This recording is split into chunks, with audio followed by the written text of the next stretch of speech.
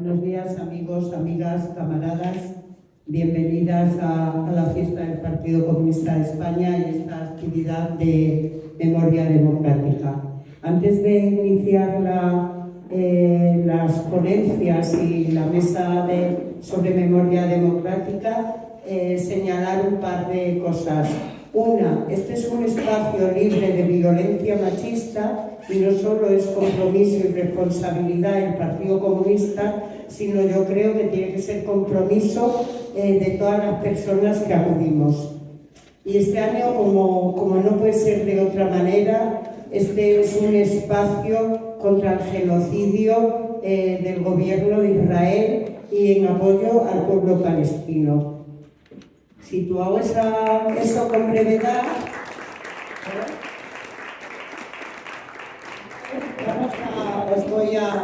presento la mesa, bueno, con la primera para que esté. Yo soy Yolanda Rodríguez González, soy la responsable de Memoria Democrática del Partido Comunista de España y para mí es un honor contar con todas estas personas en la mesa, muchas ya las conocéis por su trayectoria histórica y por su lucha antifranquista. Y después también pensamos que la memoria es futuro, ¿no? Por eso hemos incorporado a la mesa una mujer joven, pero no por eso una activista reconocida y de bastante tiempo, la juventud. El activismo yo creo que es algo que tendremos que incorporar ya. Pues los presento según van a intervenir, sobre todo para...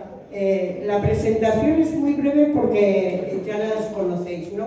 En este país hay todas las comisarías, ha habido muchísimos campos de concentración y campos de trabajo, ¿no? Pero hay un lugar y emblemático que es la Dirección General de Seguridad, sobre todo, y tiene mucho que ver con la memoria democrática y quién gobierna en Madrid, ¿no? Y como Ayuso no está a la derecha y a la extrema derecha, la memoria democrática no le gusta nada, porque es una lucha constante y permanente contra el fascismo y las dictaduras. Entonces no le gusta nada. Por eso hemos querido hacer en la fiesta del partido, no porque sea en Madrid, sino porque la DGS tiene un símbolo para todo el Estado. Por eso hemos organizado esta mesa. Y como os decía, es un honor contar con auténticas víctimas de la tortura de la DGS y con la memoria del futuro. Va a intervenir la primera, la compañera Nerea Juzgado. Ella es de la comuna, del grupo de mujeres de la comuna, ¿no? Que es una asociación de expresos y represaliados políticos con la que siempre tenemos y mantenemos una relación de trabajo continuo. Después, nuestro querido camarada José Benito, Pepe José, que le conocéis todos, él pasó por todas las cárceles de este país conocidas, visitó la DGS varias veces y queremos que nos cuente no solo lo que vivió, sino qué piensa él que deberíamos de hacer ahora, en este momento. Y nuestra querida Nati Camacho, que todas y todos yo creo que la conocéis, y si no, rebuscar en su memoria. Es una dirigente histórica de comisiones obreras, trabajadora y represaliada, y que visitó la DGS muchísimas veces. Y Billy Meyer. Billy Meyer fue eurodiputado, es militante comunista, dirigente de su comité central muchos años, fue concejal, fue eurodiputado de Izquierda Unida, y Billy nos va a contar algo que no tiene. Él sí que visitó la DGS, además ha iniciado muchas querellas contra la DGS. contra Billy el niño, que todavía estamos ahí, el señor de Anel, por suerte. Pero voy a hablar de cómo la DGS es una anomalía en el conjunto de Europa, en un momento donde haya amenaza o puede haber problemas con la extrema derecha. Entonces, sin más, Nerea, por favor. Hola, buenos días. Agradecer al Partido Comunista de España que nos haya invitado a la comuna y solamente recordar que hoy es 27 de septiembre, hoy hace 50 años a larga que fueron asesinadas las 5 últimas personas asesinadas por el franquismo: José Humberto Baena, José Luis Sánchez Bravo, Ramón García Sanz, Juan Paredes Chiqui y Ángel Otaegui. Hoy al alba fallecieron tras unos consejos de guerra, en el cual también estaban condenadas otras 11 personas en total. 3 de ellos murieron además aquí, en Madrid, en Manzanares del Real, y bueno, hoy es importante recordarles. Por otro lado, como podéis notar, yo no he pasado por la DGS. A mí hace unos años, para mí la Puerta del Sol era donde tomábamos las uvas, no tenía ningún contexto más en general. Es cierto que cuando empiezo a militar sé lo que es la Dirección General de Seguridad y hasta hace algunos años no tomo conciencia realmente del horror que es. Como jóvenes, más o menos, tenemos la necesidad o quizás incluso la oportunidad de seguir el camino que andaron antes que nosotros. Podemos pensar muchos de nosotros que estamos haciendo grandes cosas, pero no, los compañeros que nos precedieron hicieron cosas increíbles en un país represivo donde se jugaban la vida. Porque ellos son, nosotros somos y tenemos que seguir su camino. Y sobre todo entender que la memoria no es una lucha periférica ni una lucha ganada. Eso es lo que pretende el PSOE, la extrema derecha. La transición no fue modélica. Fue algo muy duro, fue algo en el cual nos quedamos un poco mal. O sea, no es que murieron personas para que ahora mismo haya democracia. Las cosas que tenemos ahora no han venido solas porque de repente Juan Carlos se levantase y dijese, voy a ser rey. No, aquí ha habido personas que han dejado su vida, ha habido manifestaciones, ha habido lucha sindical de los partidos para que lleguemos hoy aquí. Antes de nada, aunque los compañeros van a hablar sobre sus experiencias en la DGS, contaros un poquito que el edificio de la Puerta del Sol no fue las primeras DGS, hubo antes muchas, pero ciertamente durante el franquismo ya se utilizó como edificio de represión durante los 40 años que duró el franquismo, y de hecho la DGS, el franquismo no se hubiese mantenido si no fue por la represión. Y por la represión que hacía la DGS, pero también en otras muchas comisarías de todo el Estado español. Tenemos, por ejemplo, Vía Laietana en Barcelona o La Gavidia en Sevilla. La Gavidia me gusta mucho porque ahora mismo es un hotel de 5 estrellas en la Plaza de la Concordia. Tiene de todo. Pero bueno, en cualquier caso, la DGS fue durante muchos años dirigida principalmente por militares y algunas veces por personas de la Falange. Mayoritariamente esos militares habían estado en la División Azul, además. Y también Hitler, por ejemplo, paseó por aquí, por la DGS, y bueno, dejó algunas ideas. En cualquier caso, yo os voy a hablar un poquito más del futuro sobre el trabajo que estamos haciendo desde la comuna y también la CEACUA, que la comuna pertenece a CEACUA, la querella argentina. Hace unos años se decidió que como en España no había justicia, nos íbamos a Argentina a denunciar. Por ahora lo que hemos conseguido es, muchas personas han puesto su querella y a pesar de que Rodolfo Villa se ha ido intentando liberar cada 2x3 de su imputación, por ahora sigue imputado. Son más de 10 años de querella argentina, intentamos que siga hacia adelante, pero sí que es cierto que nos encontramos con un problema. y es que los torturadores están muriendo y también las personas que van a denunciar.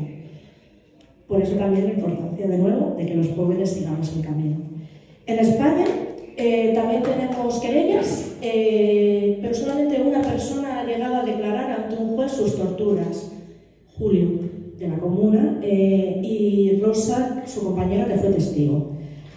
Por ahora hay más querellas admitidas y tenemos una gran victoria ahora, y es que vamos a conseguir que Rodolfo, para mí Rodolfo, porque no tiene ningún sentido, o sea, sin más, es un torturador.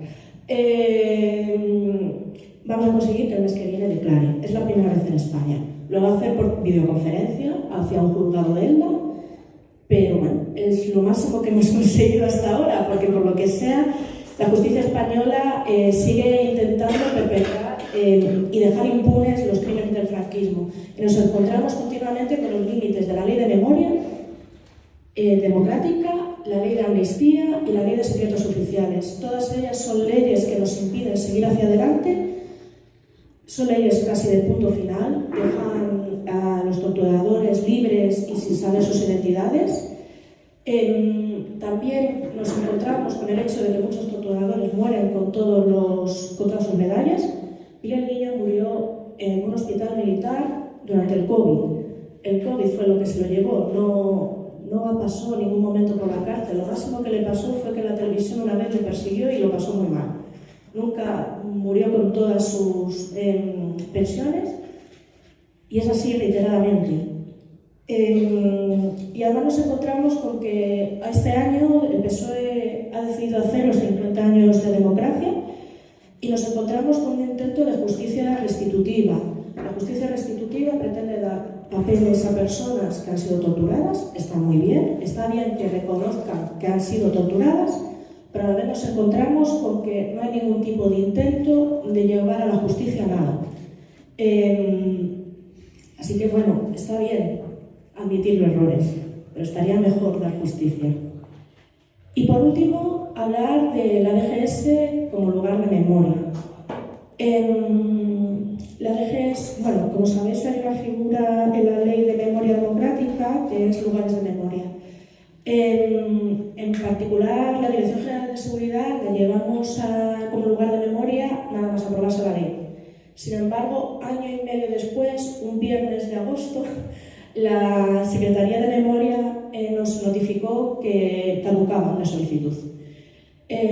Fue gracias al movimiento memorialista que un mes después, también un poco a traición, para qué engañarnos, la Secretaría incoa el expediente de la Dirección General de Seguridad, del Cementerio del Este y de la cárcel de Carabanchel. Es un poco a traición porque no nos avisó, no cuenta con nosotros para nada. De hecho, para ellos lo único que es importante es poner una placa al lado de la que está la de las víctimas del COVID, el 11M y el 2 de mayo. A nosotros nos parece muy bien la placa, pero nos parece muchísimo mejor nuestras exigencias, que es que estén los nombres de las personas que pasaron por allí y que se puedan visitar los sótanos y que haya memoria allí. O sea, no solamente una placa es estupenda, maravillosa, pero la lees cuando pasas, no tiene ningún tipo de sentido más allá. Queremos, de hecho, que la gente sepa lo que ha pasado ahí, que sepa que por allí, cuando tomaban las uvas, las personas abajo se estaban torturando a personas. Claro, el estado actual ahora mismo de ese expediente es que la semana pasada salió en el BOE que se abría el proceso de... no me va a salir. Pero vamos, que las asociaciones pueden poner... Eso, gracias. Alegaciones. También todo esto no lo encontramos porque aparece en el BOE, o sea, nadie nos avisa de nada.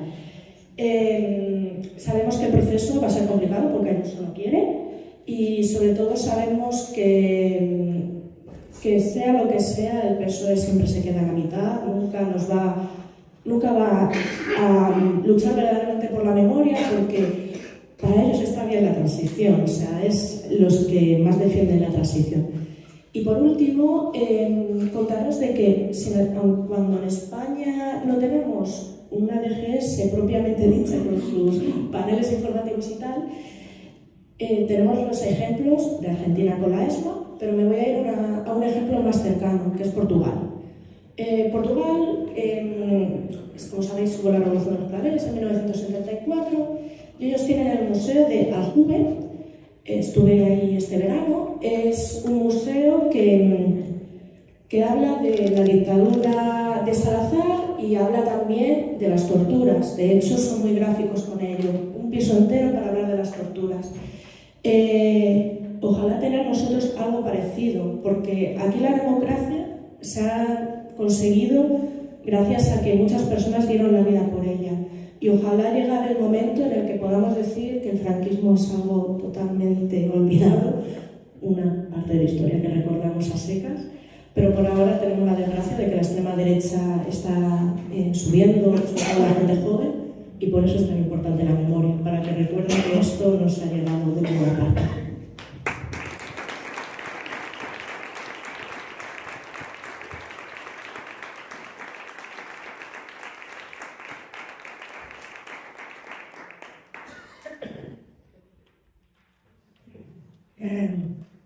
Nerea dice que los torturadores están muriendo. La que está muriendo realmente es la memoria histórica. Eso es lo que están muriendo. Y eso es lo más grave. Porque los torturadores tienen un periodo de vida y morirán. Pero la memoria histórica, que teóricamente es lo que debería prevalecer, es la que realmente está muriendo. El régimen franquista fue un régimen genocida. Totalmente genocida. Y ahora el que lo diga, pues seguramente dirán, ¿cómo? ¿Qué bestialidad se hizo? Franco, la dictadura de Franco, se dedicó a perseguir a toda la disidencia que había, a toda la disidencia que había. Yo he compartido cárcel con gente que era carlista, de los grupos de acción carlista, el GAC, que se llamaba. He compartido en alguna ocasión, eran muy pocos, yo conocí a uno o dos. He compartido cárcel con gente que era de la FSR, Frente Sindical Revolucionario, falangistas de Edilla. Ya no digo de la OA ni de otros grupos políticos. Me refiero que Franco a toda la disidencia la persiguió e intentó hacerla desaparecer. Todos sabemos lo de Vallejo Nájera y todo lo que planteó sobre el gen de los rojos. El gen de los rojos al final se alargó a otra gente que no era ni rojo ni parecido. Pero ese ha sido el régimen franquista, por eso nosotros no nos debe extrañar que ahora se nieguen a reconocer que lo que hay en Palestina es un genocidio, porque ellos han sido unos genocidas.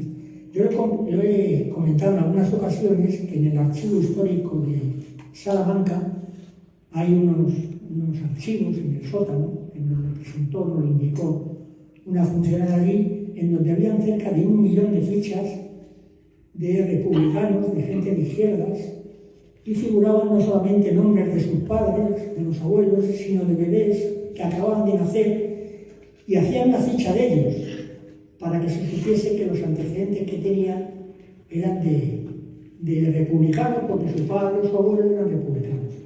Eso se llama genocidio en cualquier parte del mundo, porque no solamente perseguían a la gente por sus ideas, sino a los bebés que en aquel momento lógicamente no tenían ideas.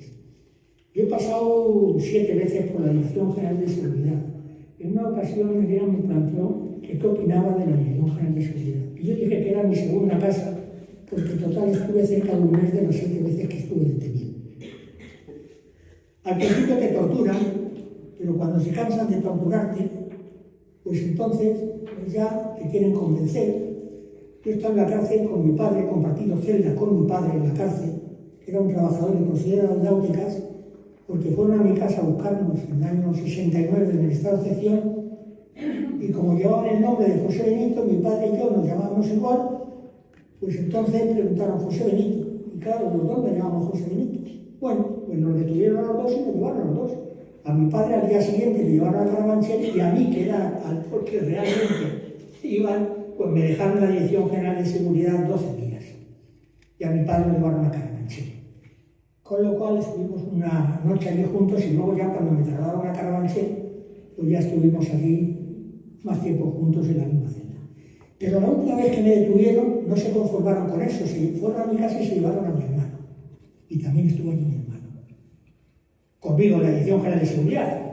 A mí me detuvo Roberto Camisa, después de perseguirme a tiros por glorieta de Carlos V, uno de Atoche, uno de los policías que iban con él.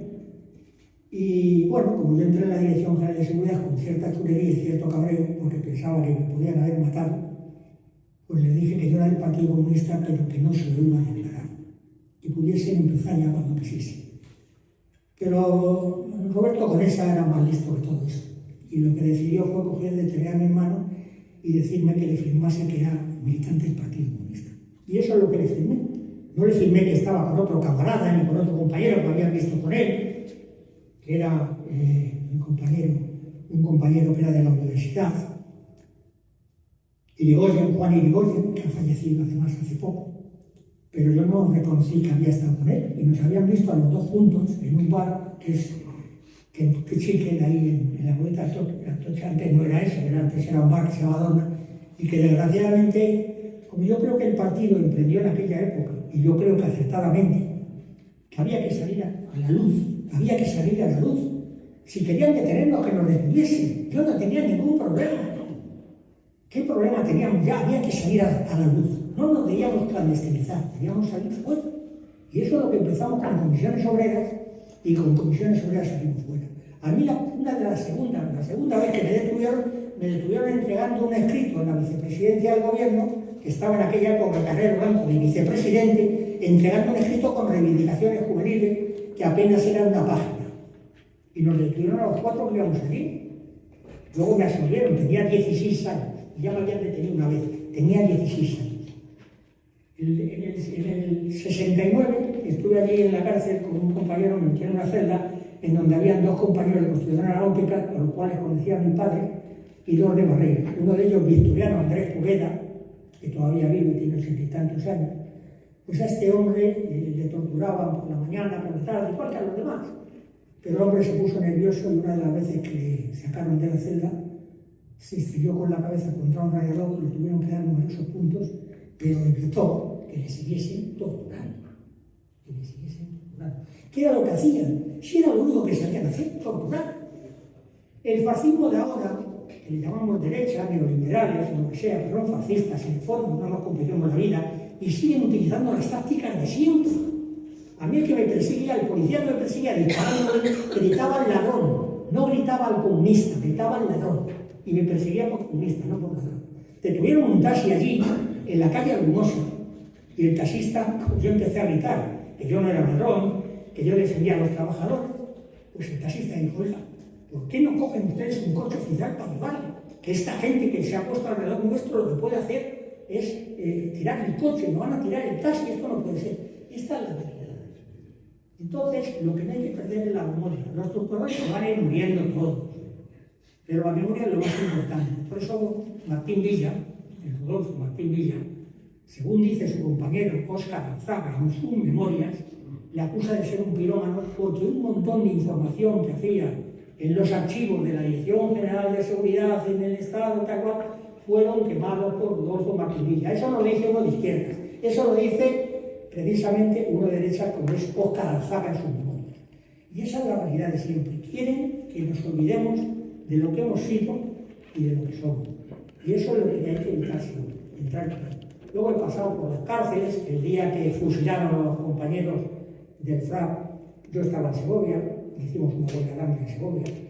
No en todas las cárceles se hizo huelga de hambre, ni siquiera todos los compañeros del FRAP hicieron huelga de hambre, pero es que es normal.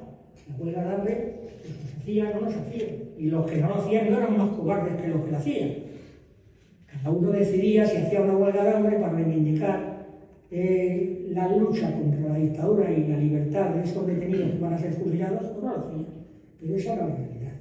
Y en todas las cárceles se ha estado, ya en la época, yo estuve en una época tranquila, y por lo tanto, pero bueno, había que seguir combatiendo. Había gente que creía que la huelga de hambre era una solución, yo era uno de ellos, había otros que pensaban que no, que hacer huelga de hambre, que solo uno lo hacía de desgastarte, pero que bueno, era una decisión particular y personal y que hay que plantearse con base. Bueno, no me enrollo más porque la historia ha sido muy larga, y solamente una cosa final. Durante muchos años, y yo recuerdo que en Jaén había un compañero que en un dormitorio por las noches tenía pesadillas y se ponía a gritar y a chillar. Se llamaba Julio Vázquez. La habían detenido con los hermanos Coterillo de Cantabria. Y le intentamos despertar y uno de los Coterillos nos dijo: no le despertéis, está creyendo que le están fusilando y si le tocáis puede tener un infarto. Dejadle que siga chillando por la noche. Y le dejamos.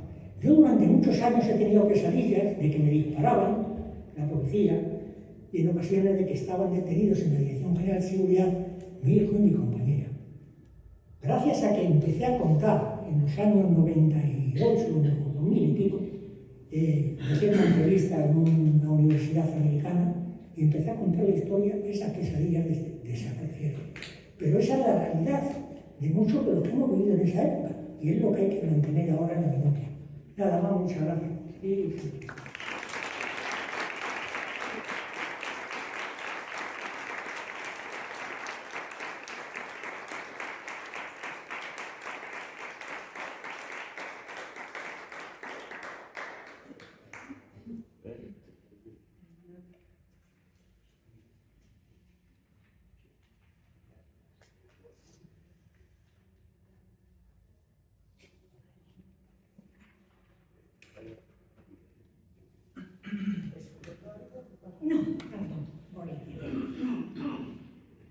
Bueno, buenos días.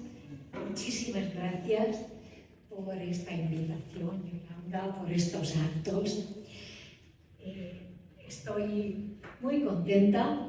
Quien me conoce de cerca sabe bien lo que me gusta participar en estos debates, en estas charlas, contar lo que nos pasó, contar cómo pasó y por qué pasó. Todo esto a mí me parece como que tiene que ser una última aportación a esa etapa de vida que el tiempo nos alcanza a todos y a todas.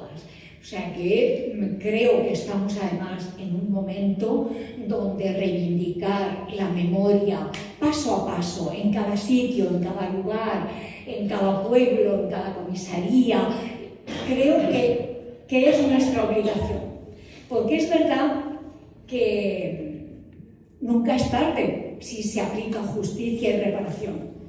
Pero por favor, que sea ya, que sea rápido, porque también se dice que una justicia que tarda no es justicia.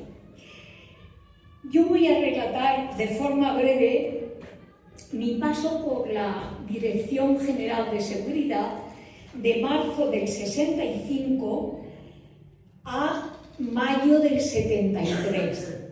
Paso por 6 ocasiones que tengo documentadas. Me faltan en esos archivos que ha mencionado Pepe, que hay uno de los expedientes más complicados de las comisiones obreras juveniles y de la Juventud Comunista que nos aplicaron la ley de bandidaje y terrorismo. Esto fue en el año 68. Entonces me falta muchísima documentación, pero poco a poco he ido recomponiendo mi propia vida, mi propia historia y mi propia actividad. Bueno, yo era esta chica que veis aquí, en el año 73. Esta es la ficha policial de enero. No he podido hacerlo entero, pero bueno, se ve bien la fecha, los datos, y yo era una chica con 24 años para 25 y aquí estoy embarazada de 3 meses. Bueno, era la 5ª vez que pasaba por la Dirección General de Seguridad. Yo ya sabía cómo eran los interrogatorios, había pasado por la cárcel de Ventas, luego por la de Carabanchel, luego con 2 procesos y luego con 2 multas. Es decir, que a lo largo de 8 años pues paso por todo lo que es el sistema de represión legal, entre comillas, o sea, por el Tribunal de Orden Público, por el juzgado militar de la calle del Reloj. Entonces, la Dirección General de Seguridad era, como ha dicho Yolanda, ese sitio especial, a pesar de los cuartelillos que eran de la Guardia Civil donde se torturaba. La Dirección General de Seguridad era enfrentarte a una tortura elaborada. Tortura era todo. Desde el momento que te detenían ya era una situación extrema, donde te solían dar golpes, donde, como ya ha contado Pepe, iban a detener a uno y se llevaban a tres, y todo esto era tortura. Pero en la Dirección General de Seguridad lo que te dabas cuenta es que la tortura era premeditada. O sea, desde que te metían en la celda, te bajaban por el patio central donde hoy está el Belén, que ponen en la Puerta del Sol. Ya el año pasado me atreví, porque hasta ahora tengo mis historias, ¿no? Entonces, bueno, han cambiado mucho porque han puesto ahí unos ascensores donde te subían a declarar. Entonces, la llegada pues era a la fuerza, o sea, tú no llegabas, te llegaban. Te habían detenido la primera vez en la calle, en una manifestación convocada por las comisiones obreras del metal. Bueno, este es el expediente, aquí es hasta donde he llegado, por si alguien le quiere echar un ojo. Creo que debemos documentar muy bien lo que nos pasó. Creo que estamos en la obligación de no calificar el franquismo solo como una dictadura, sino como una dictadura que hacía una represión de una determinada manera. Y hoy podemos documentarlo, uno a uno o en colectivo. Yo creo que lo mejor es llegar a los colectivos vía expedientes, porque cada expediente, cada juicio, habla por sí solo, explica por qué nos detenían y por qué nos perseguían. Lo dejo por si alguien quiere echarle un ojo. En el 65 mi paso fue muy rápido. Las comisiones obreras empezaban a coordinarse. Ya se habían presentado a las elecciones sindicales del sindicato vertical siguiendo los criterios también bien elaborados de un partido comunista que analizaba y que organizaba la lucha contra Franco como no lo hacía nadie, como ningún partido logró hacerlo. En esa manifestación los metalúrgicos pedían que se aplicara el convenio que se había negociado el año anterior. Pero habían conseguido un 20% de aumento salarial y la patronal no quería cumplir el convenio. A esto vino en apoyo el gobierno. El gobierno congeló los salarios. Los metalúrgicos convocaron, salieron a la calle. Yo estudiaba en la escuela de maestría y trabajaba en Estrecho, en una fábrica del textil, poniendo 1.150 cremalleras diarias. Y fui a apoyar a mis compañeros del metal. Yo como si yo, vamos, estuviera estupendamente y los que iban a necesitar ayuda eran los del metal, ¿no? Bueno, pues allí me detienen, me llevan a la Dirección General de Seguridad y tenía 17 años y salgo rápidamente. La segunda detención van a la fábrica por mí, porque hay una convocatoria también de las comisiones obreras a hacer una marcha sobre Madrid contra la congelación salarial de todos los sectores, que eran unas marchas desde las zonas industriales a los puntos de comunicación, los de Julián Camarillo a la zona de la Cruz de los Caídos, los de Mendizábal a Atocha, etc. Una acción que fue un éxito absoluto. O sea, era digno de ver cómo las plantillas, total o parcialmente, salían de las fábricas y tomaban camino del metro, de Atocha. Bueno, y ahí la detención es preventiva. Supongo que piensan que íbamos a hacer huelga también en el textil. Un sector feminizado, con mano de obra barata, todas mujeres en un 90%, y que éramos dóciles y que nos podían controlar. Bueno, pues esas eran sus intenciones, pero la realidad es que fuimos capaces de organizar las comisiones obreras, de negociar un convenio, de convocar huelgas y de conseguir mejoras. La tercera detención me detienen en la asamblea, después de la asamblea de Zarzalejo.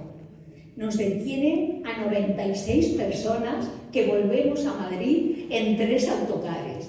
La Policía Nacional para la circulación, para los autocares, se sube a los autocares y se lía a pegarnos porrazos a todos. Aquí, entre esos 96 personas, estamos 9 mujeres que las quiero mencionar. Mi amiga Dulce Nombre Caballero, que me ha acompañado en aventuras y desventuras, que trabajaba en Santa Clara, Mariluz Vargas, que trabajaba en Manufacturas África, Carmen Fraile en Cortefiel, María Sotos en los laboratorios de Ibis, Clara Cañas en Químicas, Imelda en Manufacturas África y Manuela López Lita en Marconi. Y yo misma. Somos 9 mujeres que nos detienen.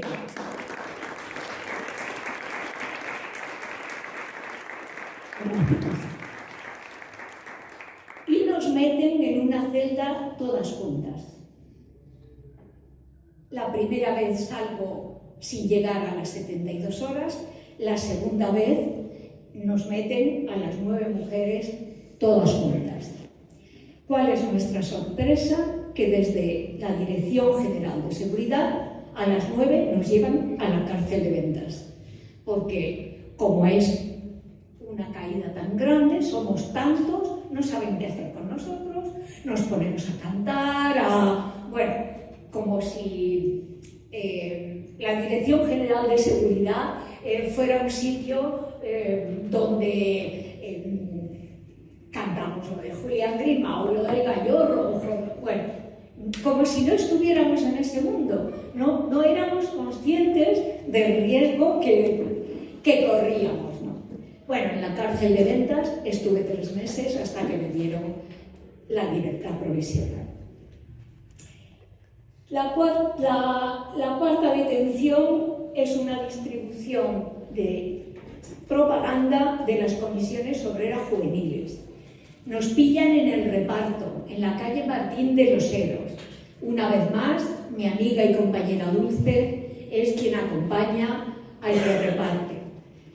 Repartimos 300 kilos de propaganda con un folleto de 50 páginas donde se explica a la juventud trabajadora de Madrid qué son las comisiones obreras y por qué hay que organizarse en las fábricas.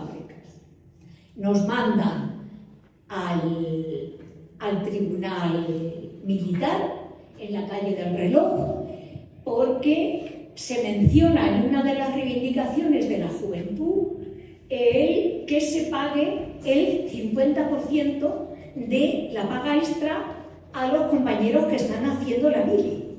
Era una de las reivindicaciones. Bueno, pues esto lo enlazan por los pelos y nos meten por el tribunal militar. Finalmente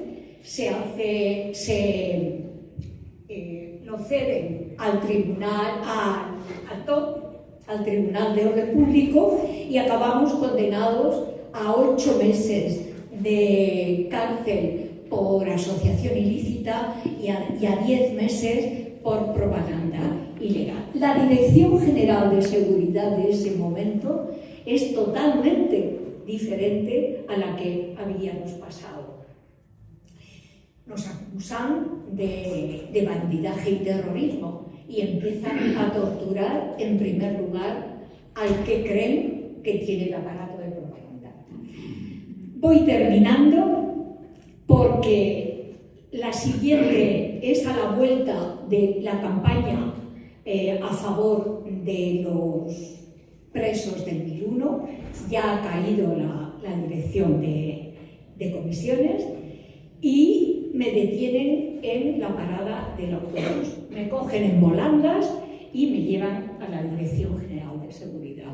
Aquí las cosas son muy complicadas porque tienen pruebas de que junto con Vicente Llamazares hemos recorrido Europa, hemos estado acompañados y apoyados por la CGT francesa, por los sindicatos belgas, incluso por los sindicatos británicos que apoyan a las comisiones obreras.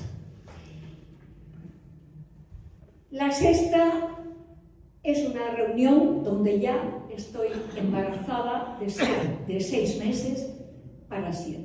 Es la última reunión donde les digo que puedo asistir. Y me acompaña una compañera de corte fiel, Carmen Triviño, que vive aquí en Rivas, y la menciono porque es a la primera que le pegan una paliza en la misma calle, le ponen las piernas muy hinchadas y nos llevan a la Dirección General de Seguridad, donde nos aplican una multa de 200.000 pesetas, que me lleva a la cárcel de Carabanchel. Acabo diciendo 2 cosas. Una, somos víctimas de ese terror, sí, pero hemos tenido éxito en los planteamientos de lucha que hicimos.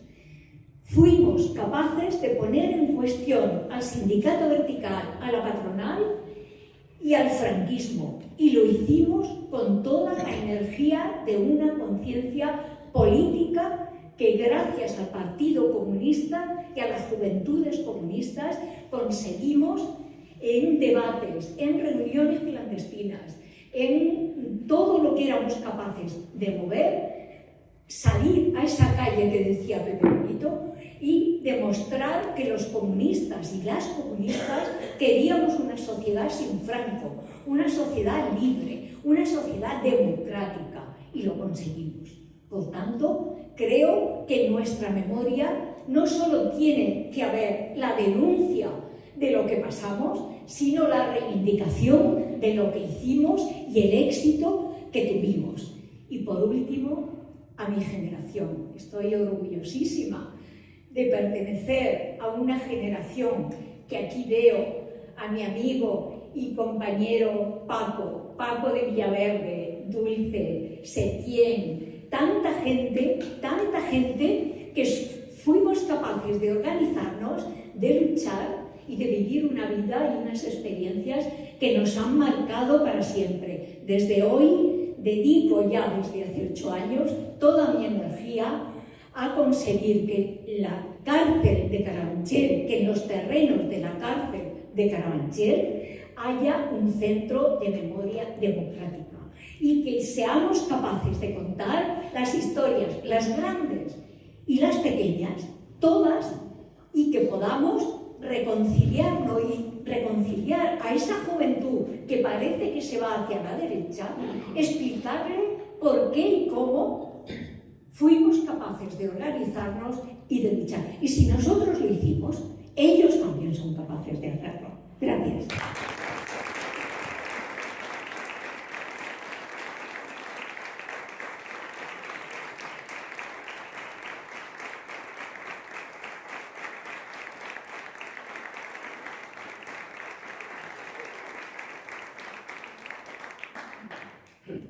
Pues un saludo, funciona, ¿no?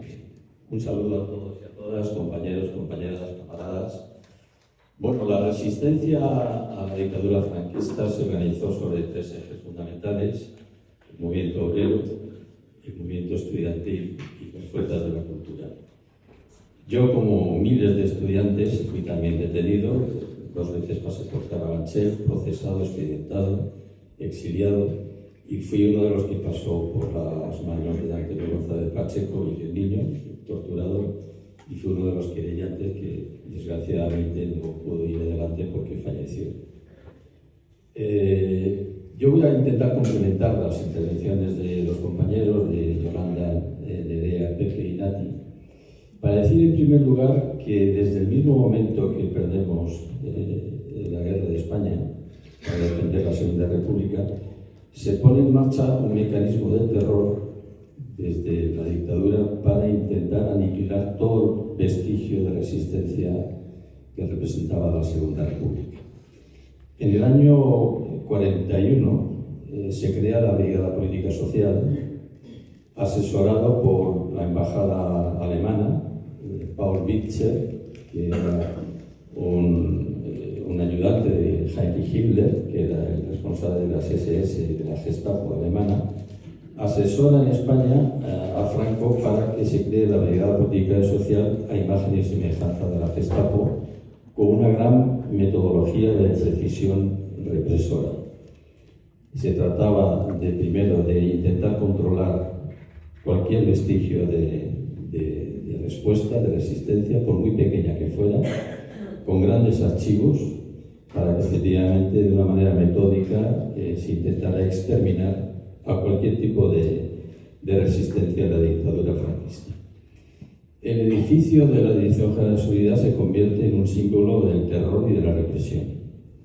Por ese edificio del terror pasaron miles y miles de personas de la resistencia de todo tipo de ideologías, comunistas, anarquistas, socialistas, gente demócrata, y por lo tanto ese edificio, que mucha gente fue torturada, mucha gente asesinada, incluso en ese edificio fueron gente asesinada en los primeros momentos de la dictadura, se convierte en un símbolo del terror al que efectivamente la memoria democrática debe exigir que se convierta en un centro de memoria, por lo que significó de lucha, de la resistencia, de padecer todo lo que fue el suplicio de la resistencia que no se resignaba.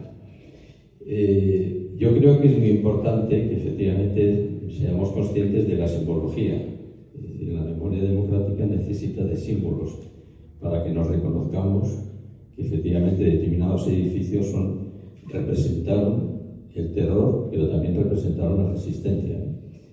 Y yo me he detenido en una cuestión, y por eso voy a intervenir, de que el no reconocimiento de ese edificio como lugar de memoria es una anomalía europea, es la excepción europea.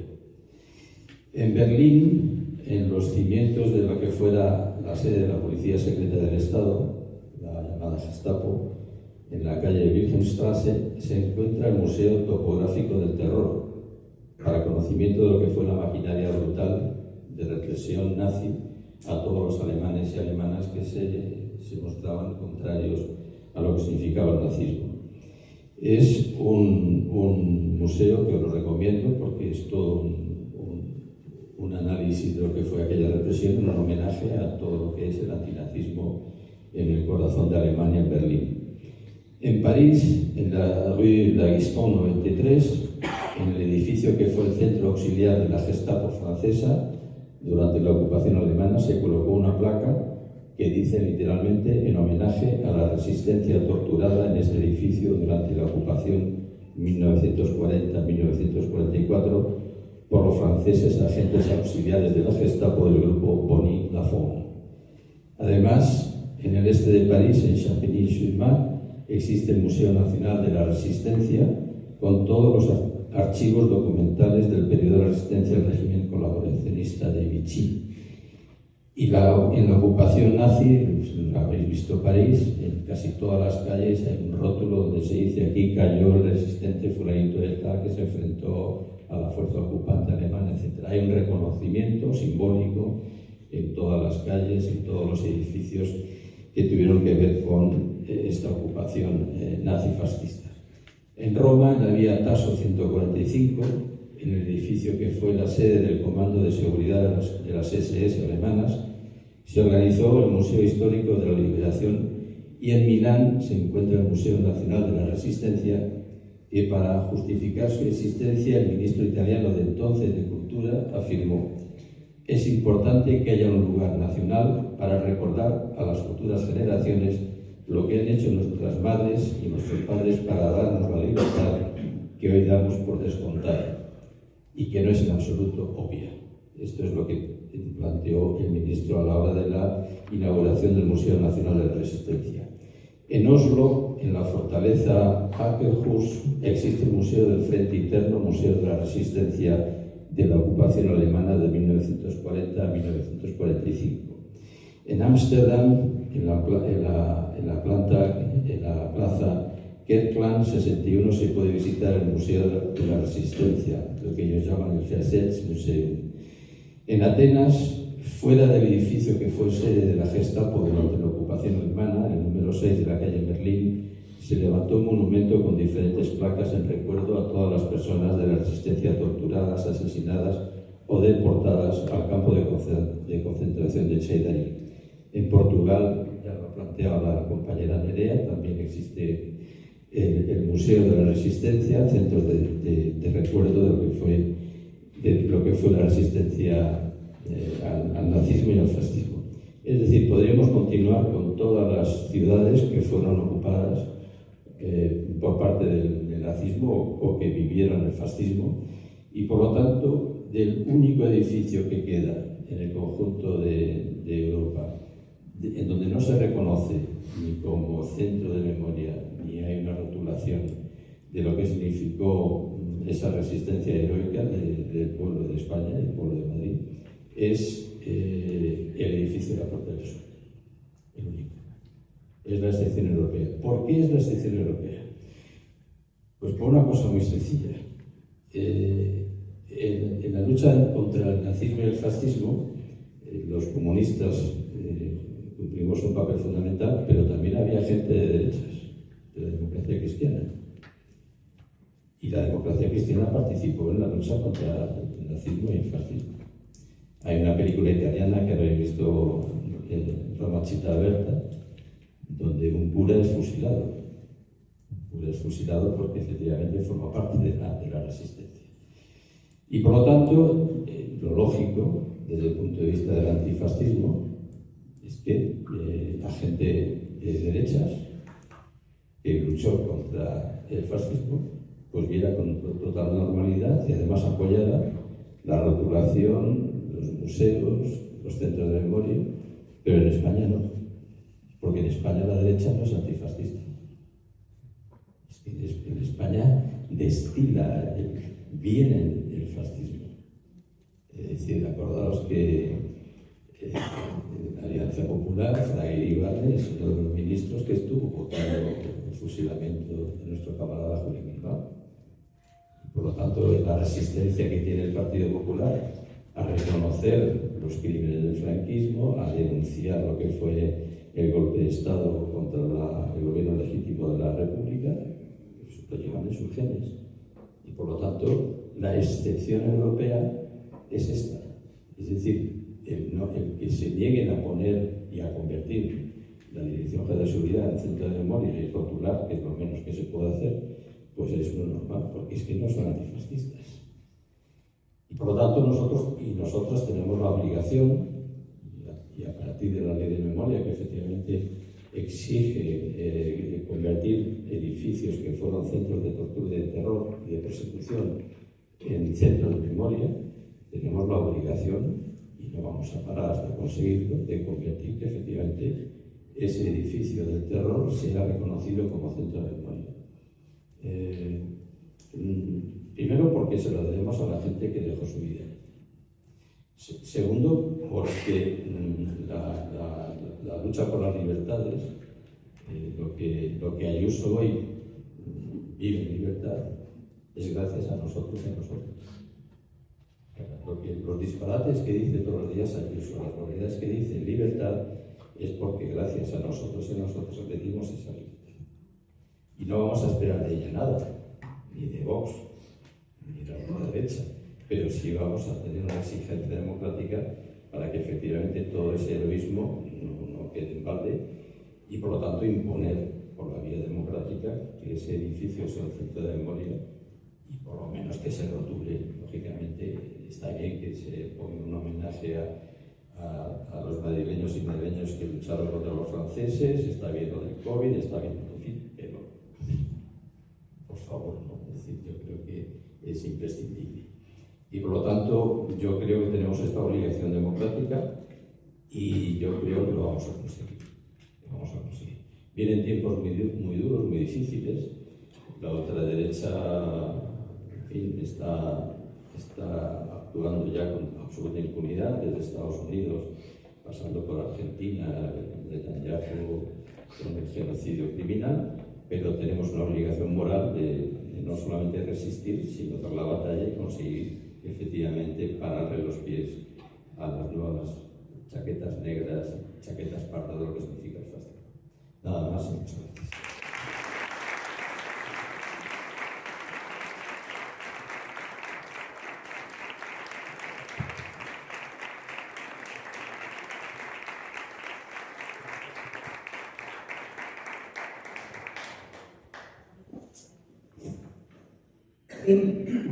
Gracias.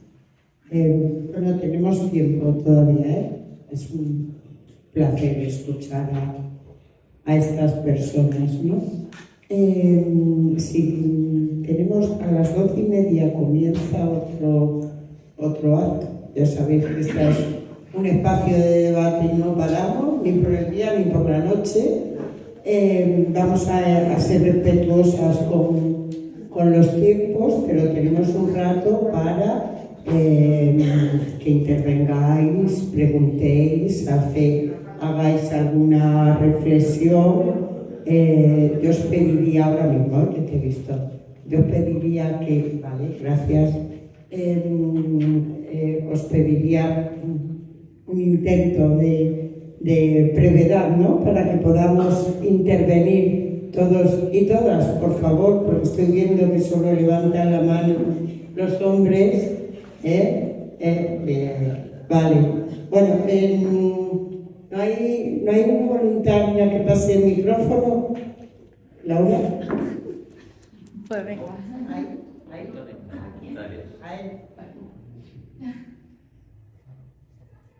Hola, buenos días. ¿Se oye bien? Sí. Sí. Bueno, me llamo Fernando Navarro.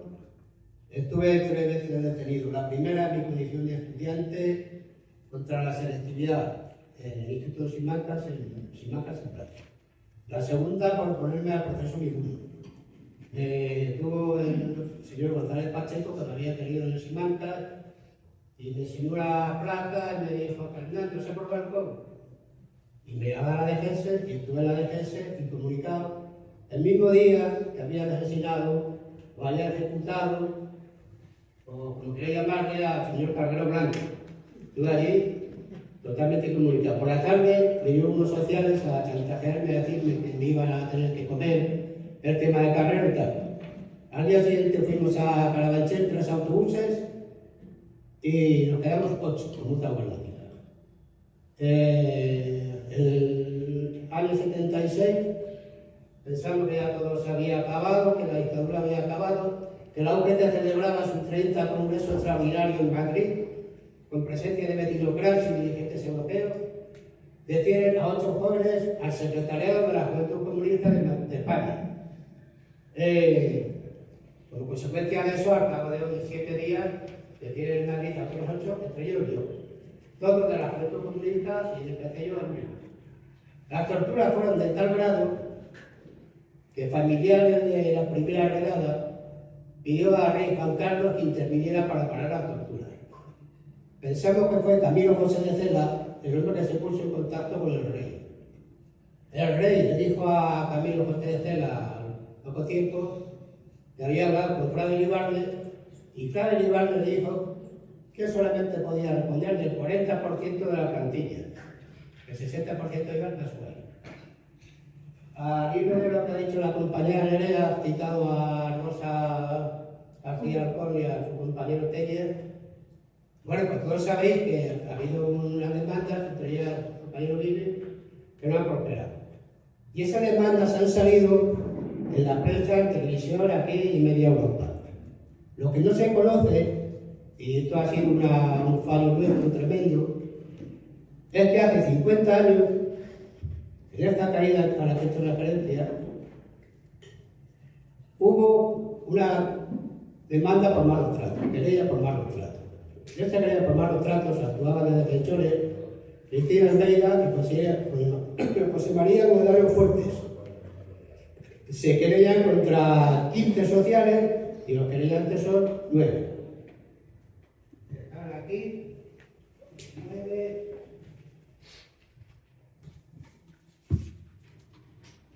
Mira, este documento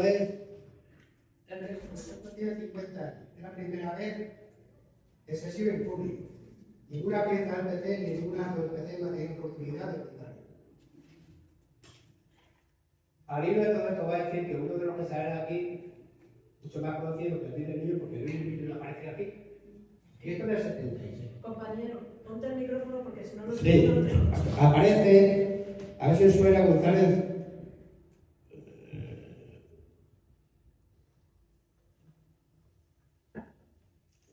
González García. Bueno, la querella solamente se produce en un caso y un pareo. Hay que decir también que los jueces entonces Chela puede chapar. Perdona, lo siento, mira, nos comprometemos a esto, a tu caso. Acaba en 5 minutos. Sí, no, Sí, lo entiendo no. perfectamente, pero tenía que tener en cuenta que venimos gente que no me ha tenido oportunidad y seguramente, pues si tiene 38 años, no sé si lo va a tener. Solamente te pido 3 minutos. Yo te Te pido aseguro, 3 minutos en nombre de 15 querellantes. a ver, que yo te aseguro Lo digo en 3 minutos. yo te aseguro que el partido lo va a hacer Yo público. te aseguro a ti que en 4 minutos me parece muy bien. Y bueno, que te ha aplicado ese criterio con otros compañeros, pues voy a aprender. No me va a pedir Que a mí cuando somos. Acaba. Bueno, se produce el careo. Y el careo. Se produce un careo, el primer careo, y el resto no se produce porque se dan órdenes de que se acabe. No sabemos quién dijo que se acabara, pero quiere decir que antes de mucho que estar ahora muy en moda, nosotros, nuestros camaradas, los tuyos, hace 50 años ya se habían querellado. A ver si lo podéis quitar. Claro, no me da tiempo para más. ¿Qué quieres que te diga? Cuando lo veas, les diré, no he tenido oportunidad de hablar. Tengo 78 años, he salido de la UCI hace un año y lo mismo me muero. Y quiero contarlo. Coño. Gracias a todos.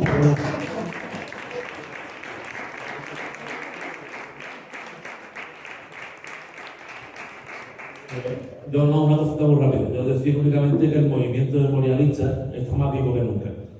Porque el movimiento memorialista no es un movimiento ni de los reprimidos, ni de los hijos de los reprimidos, sino que es un movimiento de los nietos de los reprimidos. Entonces, desde el año 2002 a esta parte hemos andado mucho. En el año 2002 empezamos un camino. Digo, comienzo porque fue cuando empezamos nosotros allá abajo, en la zona del campo de Gibraltar, ¿no? En el año 2002 empezamos el camino.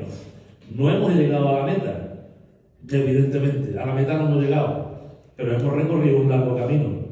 Yo me pongo ahora en el año 2002 y miro hacia atrás y ya me gustaría a mí en el año 2002 tener o haber hecho lo que hemos hecho en el año 2024 o el año 2025.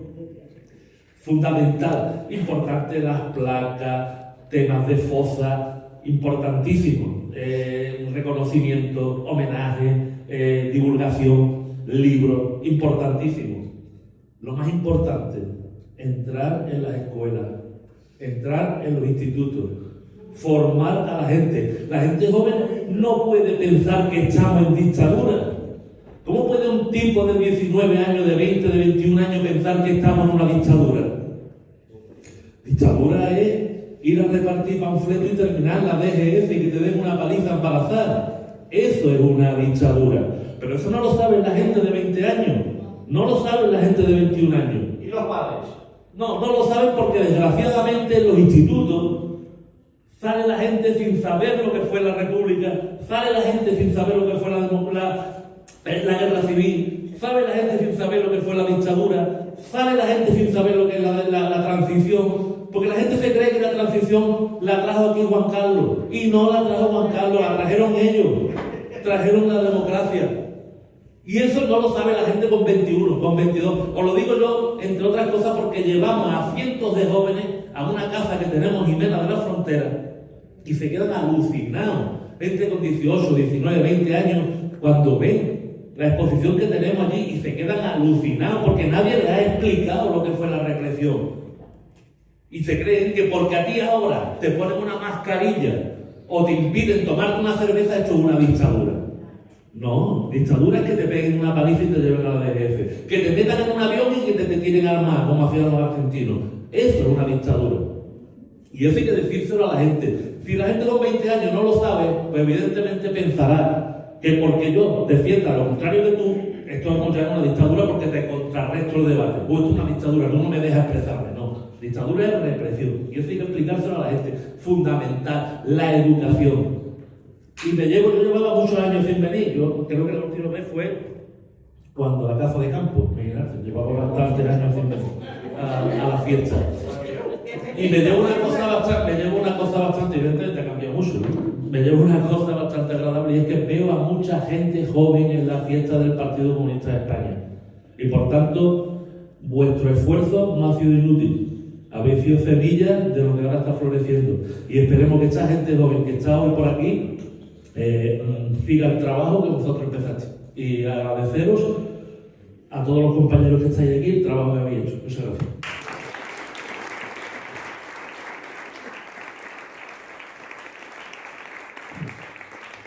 Sí, muy brevemente, suscribo lo que ha dicho el compañero de Jimena y la necesidad de la que habláis de la memoria, es fundamental, la memoria democrática. Y suscribo la necesidad de que en Madrid pues haga falta ese centro de memoria en Carabanchel, la DGS y demás, pero en lo que llega a eso sí que quería informar, porque todavía pues, se conoce muy poco, que hay un memorial democrático en Segovia, que en lo que no hay otro memorial democrático en el resto del Estado, pues es la única cárcel en la que hubo presos políticos desde el principio de la guerra en Segovia, se sublevaron el 19 de julio del 36 hasta el final de la dictadura, y aunque sea una cárcel pequeñita, resulta que durante 2 periodos fue una cárcel estatal en la que fueron mujeres procesadas y condenadas de todo el país, como María Salvo, Juana Doña, Manuelita del Arco, todas las presas que podemos conocer por los documentales y por los libros, pasaron por Segovia. Y luego en el año 69, a partir del 69, pasaron los hombres de todo el país, Marcelino Camacho, Pellardiaca, Horacio Fernández Menguazo, o Pepe Benito, Victoria Jardiel, pasaron por Segovia. Por tanto, en ese espacio donde hubo presas y presos de todo el país, ahora hay un memorial democrático y una exposición permanente que es la única, de momento, la única exposición permanente que está abierta, pero tenemos un pequeño problema, el ayuntamiento es del PP, y entonces, bueno, pues no hay un horario de apertura, pero sí, al menos tenemos una visita al mes, una visita guiada al mes, en la que se puede uno apuntar, y en el ayuntamiento sí que hay una web donde se pueden consultar esos contenidos. Miráis en internet Memorial Democrático de Segovia y ahí os lleva directamente a la web donde aparecen pues los contenidos de esas 9 celdas donde estuvieron todas estas personas, muchos camaradas del partido estuvieron allí, y bueno, pues allí hay algunos paneles que explican pues, cómo fue su vida y cómo fue su lucha. Vale.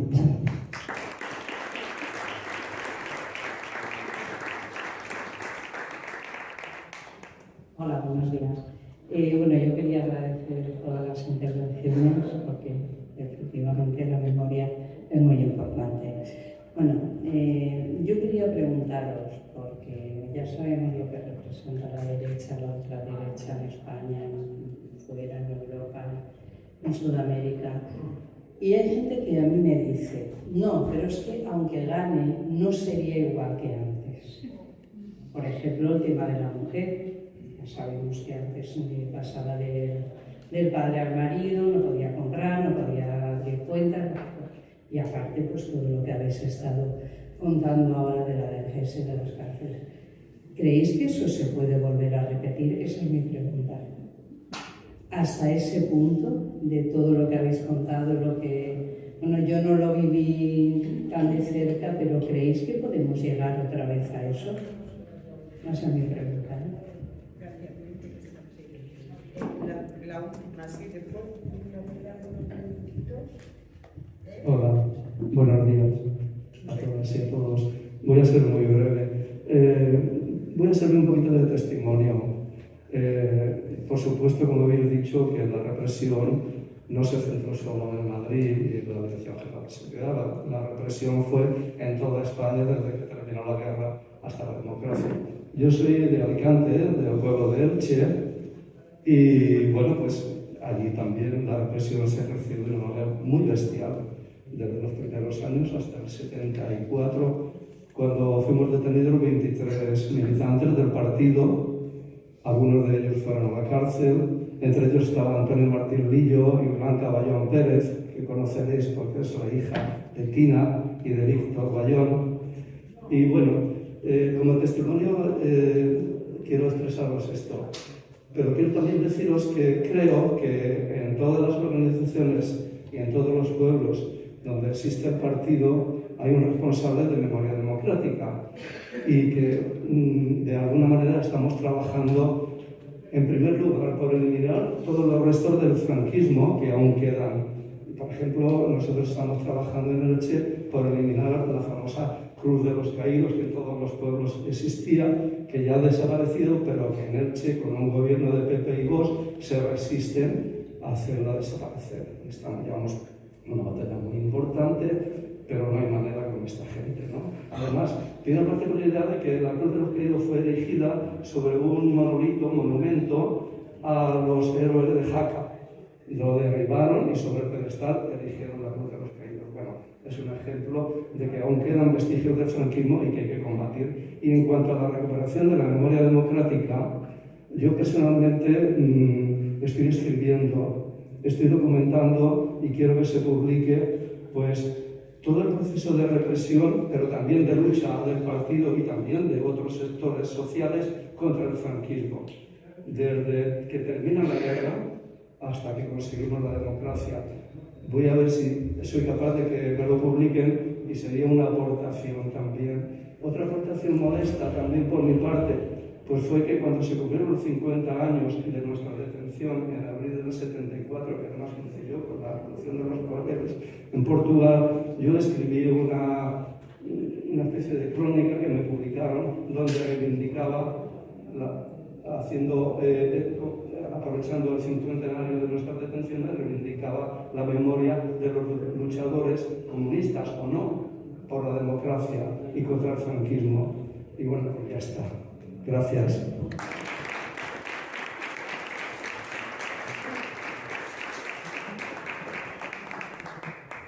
Bueno, es que el tiempo, sobre el tiempo sí que no tenemos ningún dominio. Podemos cambiar la historia y la realidad, pero lo del tiempo ningún dominio. Yo voy a coger tu contacto, esto seguro que alguien lo tiene, vale, si no, no pasa. Y el tuyo, camarada, que seguro que alguien lo tiene. Vamos a intentar, vamos a intentar responder. A mí me ha parecido muy interesante la pregunta que hacéis. Yo voy a darles un minuto y tal. Yo también me gustaría decir algo sobre el tema de las mujeres al respecto. Sí, ya. Vale, bueno, sobre la pregunta de si se puede repetir, es muy compleja, sobre todo porque hay que preguntarnos por qué ahora hay un reconocimiento del machismo y por qué un grupo de hombres jóvenes se sienten ahora fuera de la democracia y piensan que es atractivo una dictadura y es súper complicado. Pero sí, creo que se puede repetir y se puede repetir muy fácilmente. La historia está plagada de momentos en la historia que dicen no vamos a repetirlo y se vuelve a repetir. Sobre unas pequeñas cosas, os animo a todos los que pasasteis por la DGS, en este caso, pero en general, por cualquier método, por cualquier espacio de tortura o de represión, que escribáis o que os grabéis, poneros en contacto con cualquier persona que os pueda ayudar porque vuestros testimonios son súper valiosos y se pierden. Y cada persona tenéis una historia única y es necesario que todas se conserven, porque si no, las únicas historias que quedan son las de los fascistas. Y por cierto, la memoria es mínimo de antifascismo, por eso es necesario defenderla. Y nada, muchas gracias. Perdón, una primera cosa. No hace falta ser hijo, nieto de represaliados. Todos tenemos que defender la memoria. Ya está.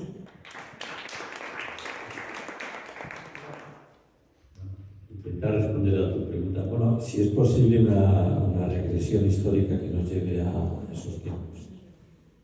Bueno, ahí yo creo que voy a dar dos datos que nos ponen en alerta. En primer lugar, el genocidio sobre Gaza. Un gobierno criminal que está haciendo un genocidio, un exterminio y sin respuesta. Es decir, la inmoralidad que estamos viviendo todos y todas de una humanidad que permite, por la vía de los hechos, que se extermine como se exterminó por parte de los nazis a los judíos, igual. Por lo tanto, sí hay una regresión indudable, ¿no? Es decir, hace 10 años sería incomprensible que la humanidad permitiera que se televisara un genocidio. Otro dato, el presidente Trump ha señalado que a los antifascistas hay que perseguirlos y eliminarlos en Estados Unidos.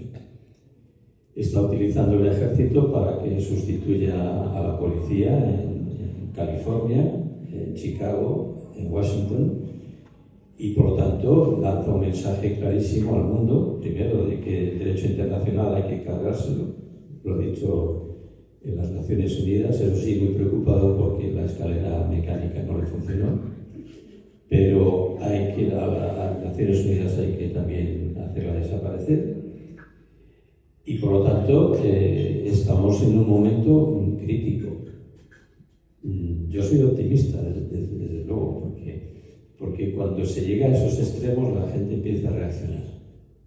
El tema del genocidio de Palestina, yo creo que en España el pueblo español está dando una respuesta muy importante. Estamos liderando también la respuesta para que se pare ese genocidio, que por lo tanto, es decir, hay que estar en alerta, porque es verdad que quieren volver otra vez al tiempo pasado, pero aquí estamos todos y todas para evitarlo.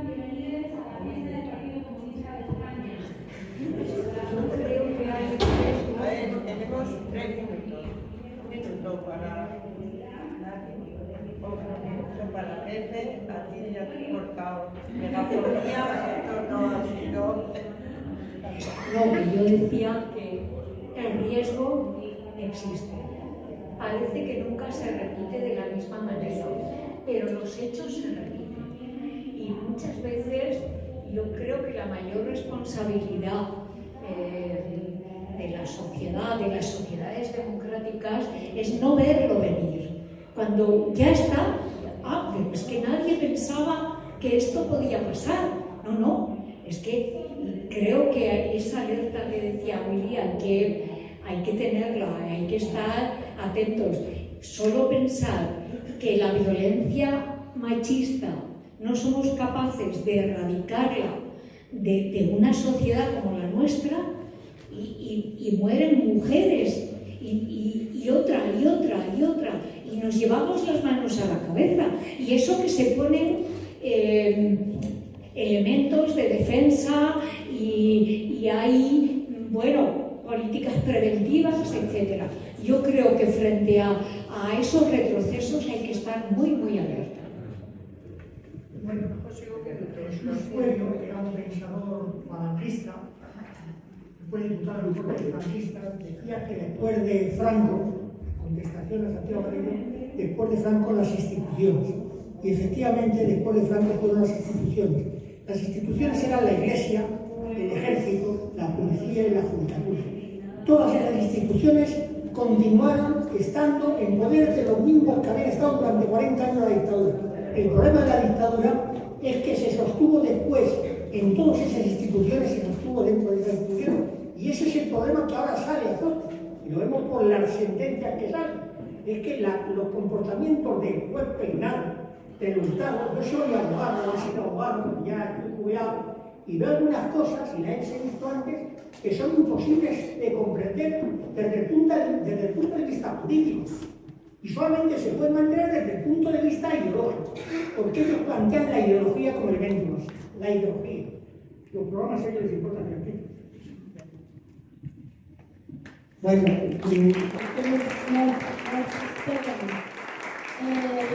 muchísimas gracias por acompañarnos en este momento y en la fiesta. Finalizo con una reflexión. Yo voy a lanzar y defender a la juventud. Es decir, si no confiamos en el presente de los jóvenes y de las jóvenes, ellas van a ser quienes recojan en este momento y en futuro la bandera no solo de la memoria democrática. Y las mujeres jóvenes lo están cogiendo el feminismo. Yo creo que los hombres jóvenes, algún porcentaje, pero no es tan alto. Confiemos en la juventud, porque si no tenemos esperanza, este mundo va a cambiar poco. Muchísimas gracias. Continúa la fiesta del Partido Comunista Español.